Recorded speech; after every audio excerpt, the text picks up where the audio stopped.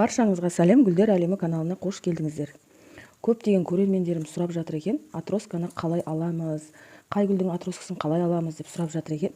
Мен қазір осы жерде осы үш гүлдің, мынау сингониум, мынау традисканция, мынау жаңағы сансеверия. Осылардың атроскасын қалай аламыз, негізінде қай кезде алған дұрыс атросканы, және де мынандай мен жасаған қателікті сіздер жасамаңыздар. Видеоны соңына дейін көріп, каналға тіркеліп, лайк басып, комментария жазып, қоңыраушаны қосып қойыңыздар. Ал енді бірінші атросканы қоя тұрайық. Бірінші мен жасаған қателікті сіздер жасамаңыздар. Мінекей, мен осы интернет желілерінен көріп, дәл осындай горшок жасап алғанмын. Сөйтіп осыған осы традисканция гүлін тығып қойған едім. Тесіктер жасап та. Негізінде бұл жерде су осы беткі жағына жақсы сіңеді екен, мына астыңғы жағына кейбір жерлеріне дұрыс су бармай қалады екен. Және де өзі традисканция негізі тез өседі да, сөйтіп мынандай астыңғы жақтағы жапырақтары дәл осылай қурап қалады да. Негізінде пышный болып осы да әдемі болып тұрды, бір жаздай әдемі болып тұрды. Енді ненің колонканың астына қойып қойып, кәдімгідей капельный полив дейді ғой, тамшылатып суғардым. Сол кезде ғана су сіңеді екен. Ал былай асығыс кездерде кәдімгідей гүлдерге су құйып шығасыз ғой өзіңіздің ыдысыңызбен. Ол кезде уже бұған су дұрыс бармайды екен. Негізі кәдімгі өзіне лайықты осындай горшоктарға отырғызған дұрыс екен. Мынау негізі кейбір жерлеріне су тисе, кейбір жерлеріне су тимейді. Және де мынау тесіктерден құйған суыңыз ағып кете береді. Тез-тез ағып кетеді да, сөйтеді да, мына жақтарға су сіңбей, басқа тамырларға су дұрыс бармайды. Содан мына беткі жағы жақсы өсіп тұр да, ал астыңғы жақтары дәл осылай қурап кеткен. Сол қателікті сіздер жасамаңыздар. Традисканцияның атроскасын қалай алу керек? Менде каналда видеолары бар, ашып көрсеңіздер болады.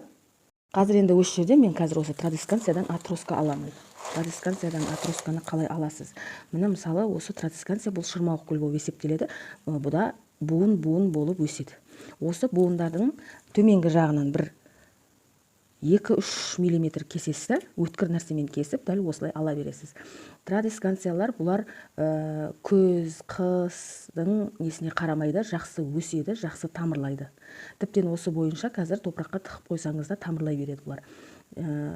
Ешқандай жаңағыдай талғамайды. Кейбір көрермендерім жазыпты, маған негізі суда тамырлатқан жақсы ма, топырақта тамырлатқан жақсы ма деп. Кейбір гүлдер топырақта жақсы тамырлайды, ал кейбір гүлдер суда жақсы тамырлайды. Оны енді өзіңіз үйде, үй жағдайында эксперимент жасап, әр гүлден атроска алып жасап көрсеңіз болады. Мінекей атроскаларды осылай аласыз, өткір нәрсемен кесесіз, бірінші қайшыны арақпен, не болмаса спиртпен жақсылап мақтамен сүртіп аласыз. Мен жаңа көрсетпедім оны. Енді мынаны дәл осылай осы буыннан кішкене төменде қойып кесесіз. Сөйтіп мынаны активированный угольге батырсаңыз да болады. Негізі капризный гүлдерді батырып барып салғаныңыз дұрыс. Топыраққа болсын, суға болсын, не болмаса жаңағы үйде өзіміз кухняда пайдаланатын кәдімгі корица бар ғой, корица. Мынау пісірген кезде қосамыз ғой, сол корицаға батырсаңыздар да болады. Не болмаса древесный угольдің кәдімгі ұнтақ күлі болады, соған батырып топыраққа, суға сап қойсаңыздар да болады. Жақсы тамырлайды. Көбінше негізі көктем уақытысында атроска алған өте дұрыс болады. Жақсы өседі, жақсы тамырлайды, өну процесі өте жақсы жылдам жүреді. Мінекей енді сіздерге тағы да бір жерін көрсетейін. Мына жерден кесеміз, өткір нәрсемен буыннан төменірек кесеміз. Мына жерде ары кетсе бір 4-5 мм жер ғана бар шығар. Енді бізге мына жапырақтар керек емес. Осылай кесіп тастайсыздар жапырақты. Наны да кесіп тастасаңыз болады. Себебі бұл жерден тамырлағаннан кейін сіз кішкене болса да топыраққа көму керексіз ғой тамырды. Сол кезде бәрібір бұл жер көміліп кетеді. Ал енді жоғарғы жағынан осындай 4 жапырақ, 3 жапырақ, 4 жапырақ қалдырып тамырлатып алсаңыз болады. Суға тамырлатсаңыз да тез тамырлайды, топыраққа тамырлатсаңыз да тез тамырлайды.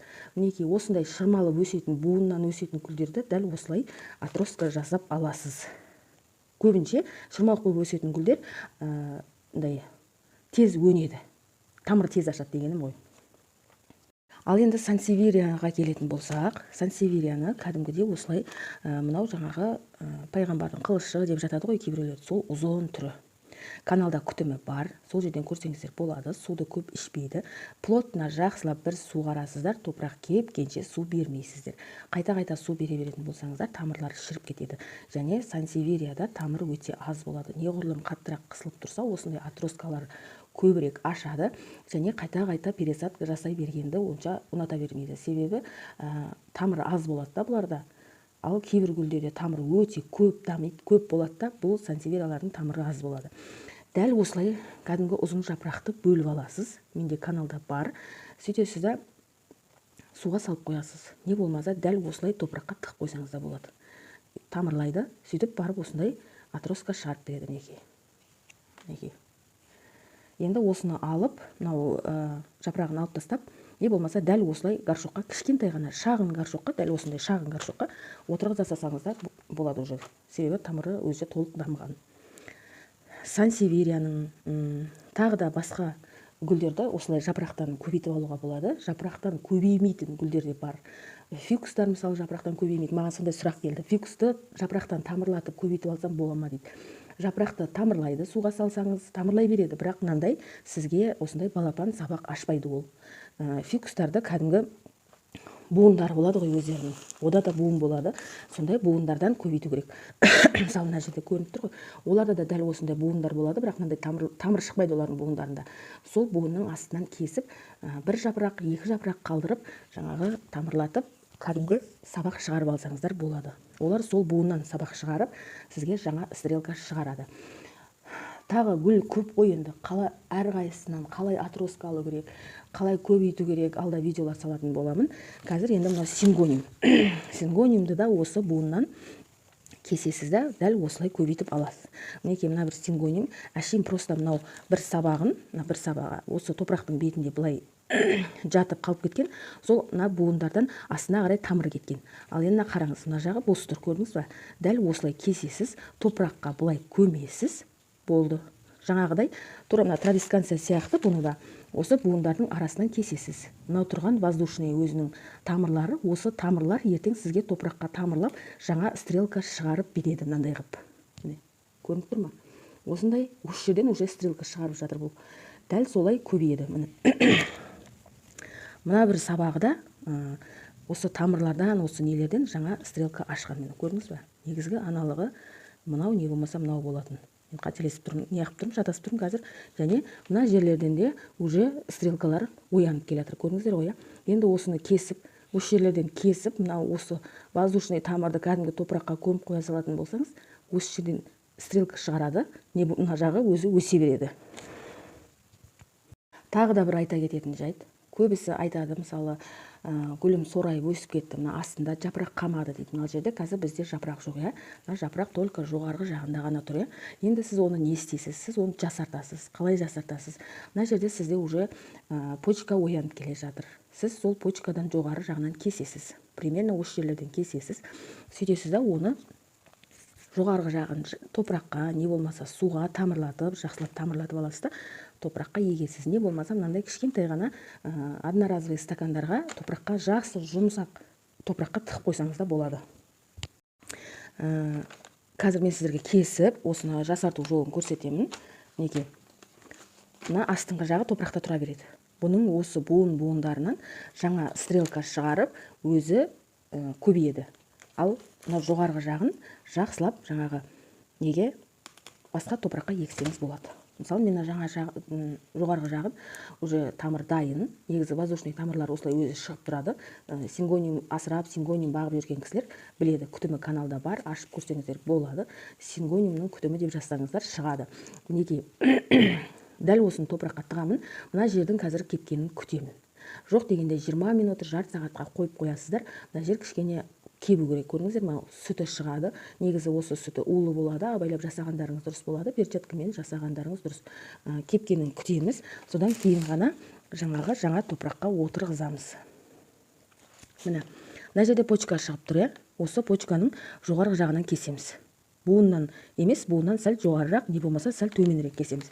Себебі бізге мына тамырлар керек, және мына жақта да қалу керек. Мына жер кепкен екен кішкене төмен түседі. Сол үшін мына почкаға қатты жақын кесуге болмайды. Мынау бір какой-то миллиметр түседі. Кепкен екен қурайды ғой енді. По-любому барлық не кескен жерден қурайды.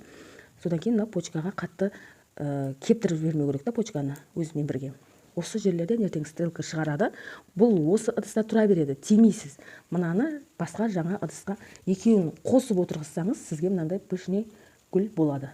көрдіңіздер ғой, бірақ мынаның кепкенін күтесіз, мына сокты жақсылап сүртіп аласыз, содан кейін ғана суға саласыз, не болмаса топыраққа саласыз. Осы жағдайларды ескеріңіздер. Енді бірден осылай топыраққа тыға салсамыз, мына жер кеппеген, ылғал топыраққа салуымыз керек қой, енді тамыр жақсы өсу үшін. Сол ылғал топырақта осы жерден бастап шіруі мүмкін. Сол үшін кептіруіміз керек. Не болмаса мына согын сүртіп алып, жаңағы 20 минутқа қойып қойыңыз. 20 минуттың ішінде ол өліп қалмайды, тұра береді. Кейін беймарал ылғал топыраққа тыға саласыз. Мінекей видео пайдалы болса, каналға тіркеліңіздер.